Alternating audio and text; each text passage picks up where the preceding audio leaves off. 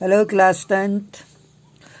I was telling you the national in India history. Today I am telling you the video 4 है nationalism in India. तो let's start. तो हमने ये देखा था कि चोरी चोरा जो मूवमेंट्स था, जो लोगों के द्वारा चोरी चोरा नामक स्थान पे किया गया, जिसमें भीड़ क्राउड जो था इतना एग्रेसिव हो गया कि 22 कांस्टेबलों को जिंदा जला दिया. तो गांधी जी इससे काफ़ी आहत हो गए और गांधी जी ने क्या किया, नॉन कॉशन मूवमेंट वापस ले लिया. तो कांग्रेस इससे थक चुकी थी. इस तरह के मास स्ट्रगल से जो कांग्रेस थी वो काउंसिल इलेक्शन जो था उसमें हिस्सा लेना चाहती थी. They wanted to take part in the council elections में. तो CR दास और मोतीलाल नेहरू जो थे गांधी जी के इस डिसीजन से खुश नहीं थे कि क्यों अगर एक किसी एरिया में अगर वायलेंट हो गया है लोग, तो पूरे देश से नॉन कोऑपरेशन मूवमेंट को वापस लेना कितना सही था कि हिमालय में अगर कोई घटना होती है तो उससे पूरे इंटायर कंट्री से मूवमेंट वापस लिया जाए. तो गांधी जी से सेटिस्फाई नहीं थे. तो मोतीलाल नेहरू और CR दास कांग्रेस से अलग हो गए और इन लोगों ने अपनी एक अलग पार्टी बनाई जिसका नाम था स्वराज पार्टी. तो जो स्वराज पार्टी बनाई गई मोतीलाल नेहरू और CR दास के द्वारा 1923 में, तो वर्ल्ड वाइड इकोनॉमिक डिप्रेशंस फैला कहते हैं. 1924 के बाद से जो कंडीशंस आई थी यानी 1926 तक जो देश में इकोनॉमी थी वो काफ़ी इफ़ेक्टिव रही, काफ़ी प्रभाव पड़ा. तो एग्रीकल्चर जो प्राइजेस थे उन दौरान वो गिरने शुरू हो गए 1926 तक और पूरी तरह से कोलैप्स हो गए आफ्टर 1930.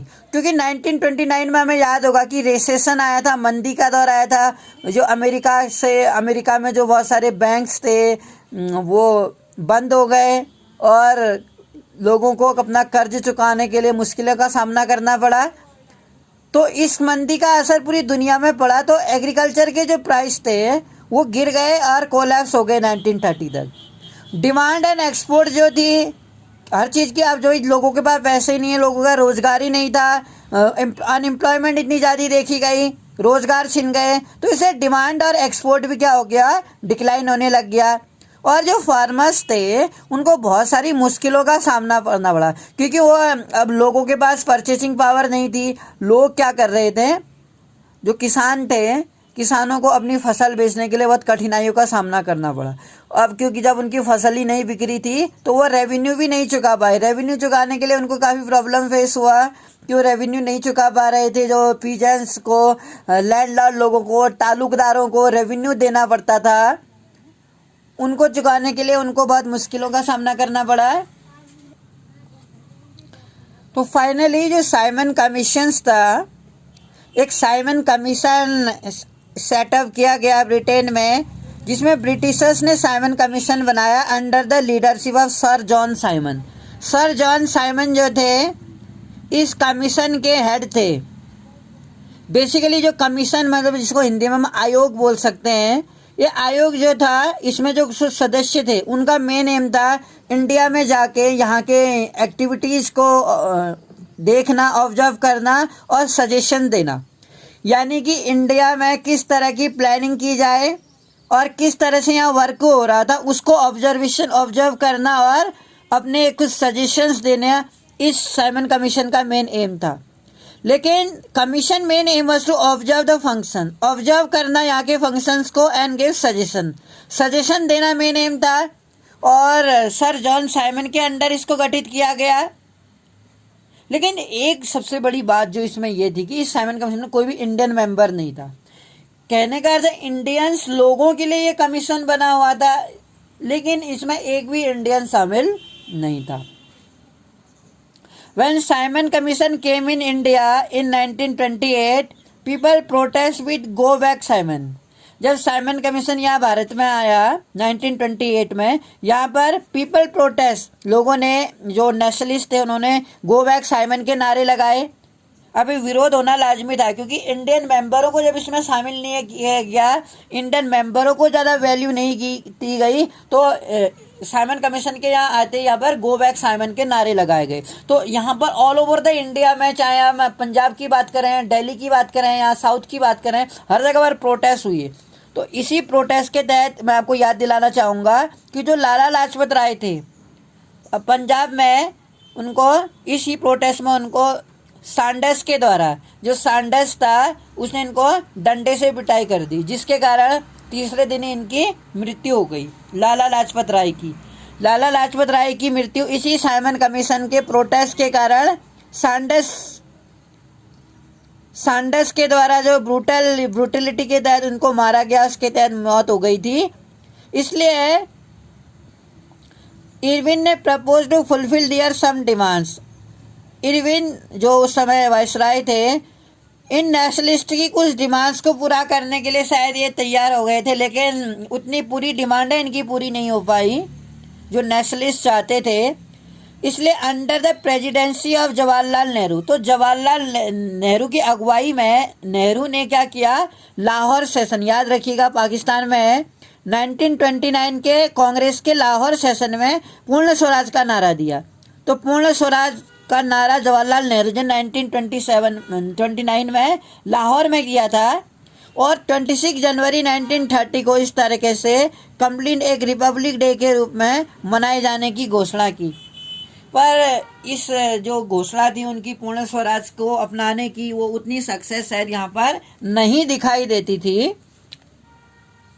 फाइनली 31 जनवरी की अगर हम बात करें, 31 जनवरी 1930 को गांधी जी के जो 11 सूत्रीय मांगे थी, इरविन के सामने उन्होंने अपनी जो 11 डिमांडें थी उसको रखा गया कि गांधी जी चाहते थे कि इन 11 डिमांडों को इरविन के द्वारा एक्सेप्ट कर लिया जाए।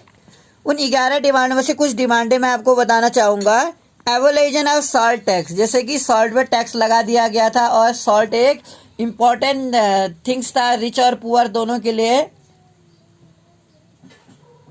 जो एक कॉमन डिमांड थी गांधी जी की। लेकिन सबसे इम्पोर्टेंट डिमांडों में गांधी जी की ये डिमांड थी। दूसरा, release political leaders. Gandhi ji चाहते थे कि जो जितने पॉलिटिकल लीडर्स थे उस समय जेल में बंद करा दिया गया था, चक्रवर्ती राजा गोपालचारी की अगर हम बात करें, सरदार वल्लभ भाई पटेल की बात करें, जवाहरलाल नेहरू की बात करें, तो पॉलिटिकल लीडर्स को रिलीज करने के फेवर में थे। और जो एक चौकीदार थे उनको बेगार सिस्टम के तहत उन्हें अपॉइंट किया जाता था। तो उनको वो बेगार जो प्रथा थी उसको एवोल्यूशन करना चाहते थे। और जो अल्कोहल था, अल्कोहल की जो सेल थी उसके लिए वो विरोध कर रहे थे, प्रोटेस्ट कर रहे थे। तो इन डिमांडों को शायद लॉर्ड इरविन ने सिरे से नहीं माना। इरविन को वो बताना चाहते थे कि अगर ये डिमांडें पूरी नहीं हुई तो वो सिविल डिसोबीडियंस मूवमेंट शुरू कर देंगे। Gandhi ji proclaim for demand and suggest to Lord Irwin that if the demand will not fulfil he will started civil disobedience movements. तो चूँकि ये जो सॉल्ट था, सॉल्ट पे टैक्स लगा दिया गया था ब्रिटिशर्स के द्वारा, जो एक कॉमन पीपल्स के लिए बहुत ही मुश्किलों भरा था। तो गांधी जी ने फिर 12 मार्च 1930 को सॉल्ट मार्च शुरू किया ब्रिटिशर्स की इन पॉलिसी के against. Finally Gandhi ji started the salt march. इसमें Gandhi ji was accompanied by 78 of his trusted volunteers. Gandhi ji ने अपने साथ 78 वॉलंटियर्स जो उनके फॉलोअर थे उनको साथ लेके गांधी जी ने साबरमती से ये यात्रा शुरू की। He started this March from Sabarmati आश्रम टू डाडी। गांधी जी ने जो ये यात्रा शुरू की साबरमती आश्रम से, गुजरात से, डाडी जो कोस्टल एरिया था उसको शुरू की। जो डिस्टेंस थी ये 240 मील की जो डिस्टेंस थी, डिस्टेंस वाज 240। तो 24 डेज में ये पूरी करी। तो 24 में पूरी करी तो आप समझ सकते हैं कि एक दिन में वो कितना चले होंगे, 10 मील चले होंगे। तो they completed this march after 24 days thousands came to hear Gandhi ji. तो जब गांधी जी ये यात्रा कर रहे थे उस समय बहुत सारे गांधी जी के जो फॉलोअर थे या गांधी जी को सुनने के लिए लोग गांव गांव से, स्पेशली महिलाएं भी गांधी जी को सुनने के लिए आती थी। जहां कहीं गांधी जी रुकते थे, गांधी जी हर जगह जगह पर रुकते थे और लोगों को ये स्वराज के बारे में और नॉन वायलेंस के बारे में बताया करते थे, स्वराज के बारे में और ब्रूटल एक्टिविटीज़ के बारे में ब्रिटिशर्स के द्वारा जो शुरू की उसके बारे में लोगों को अवेयर किया करते थे। ऑन 6 अप्रैल 1930 को Gandhi ji arrived at the डांडी। गांधी जी जब डांडी पहुंच गए, वहां पर गांधी जी ने नमक को क्या किया, कहते हैं बर्तन में उबाला, और इस तरह से गांधी जी ने जो नमक था वो नमक कानून को तोड़ दिया। अब स्पेशली जैसे मैंने आपको बताया, जिन जगहों पर नमक का उत्पादन होता था, जिन फैक्ट्रीज में, क्योंकि गवर्नमेंट की मोनोपोली थी नमक पर, यानी जो नमक का उत्पादन था वो ब्रिटिशर्स के द्वारा ही किया जाता था। ब्रिटिशर्स ही उसको मैन्युफैक्चर करते थे और लोगों में डिस्ट्रीब्यूट करते थे। तो फाइनली जब ब्रिटिशर्स ने लॉ बना दिया, टैक्स लगा दिया गया, तो गांधी जी ने इसका जोरदार विरोध किया और जगह जगह पर इसको समर्थन मिला, इस मूवमेंट को। जो गांधी जी ने सॉल्ट मूवमेंट चलाया था, सॉल्ट मार्च शुरू किया, फाइनली इसी सॉल्ट मार्च के साथ गांधी जी ने इंडिया में सिविल डिसोबीडियंस मूवमेंट चलाया। सिविल डिसोबीडियंस मूवमेंट में भी नॉन कॉपरेशन मूवमेंट्स की तरह ही किया गया। लेकिन मैं यहाँ पर एक बात बताऊं कि जहाँ पर सॉल्ट का मैन्युफैक्चर्स होता था वहाँ पर हमले किए गए लोगों के द्वारा और विरोध किया गया, वर्कर्स ने प्रोटेस्ट किया वहाँ पर सॉल्ट मैन्युफैक्चरिंग फैक्ट्रीज में।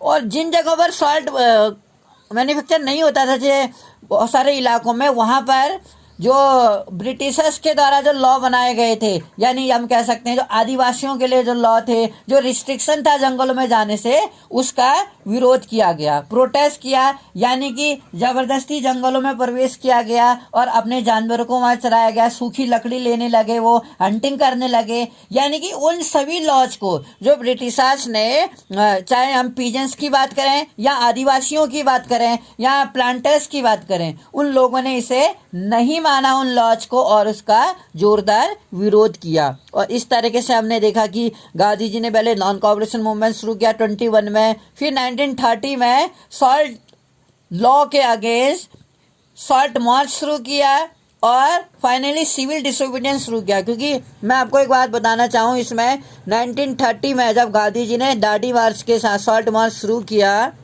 दांडी में आके यात्रा खत्म हुई, गांधी जी ने सिविल डिसोबीडियंस लाया। इसमें गांधी जी ने 30, 31 और 32 3 राउंड टेबल कॉन्फ्रेंस की थी ब्रिटेन में। यही मांगों को लेके ब्रिटेन में मैकडोनाल्ड के वहाँ पर जब गांधी जी गए तो वहाँ पर भी गांधी जी को ज़्यादा सक्सेस नहीं मिली।